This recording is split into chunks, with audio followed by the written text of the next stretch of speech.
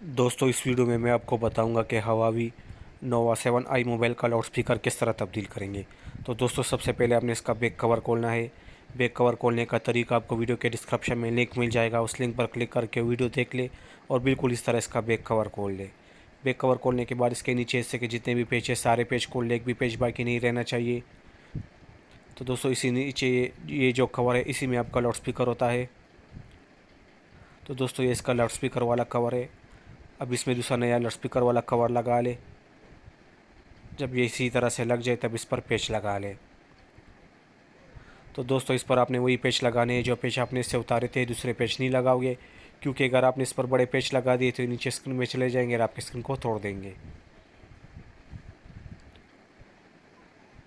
पेच लगाने के बाद इस पर बैक कवर लगा ले। तो बैक कवर लगाने का तरीका आपको वीडियो के डिस्क्रिप्शन में लिंक मिल जाएगा, उस लिंक पर क्लिक करके वीडियो देख ले, बिल्कुल इस तरह इसका बैक कवर लगा ले।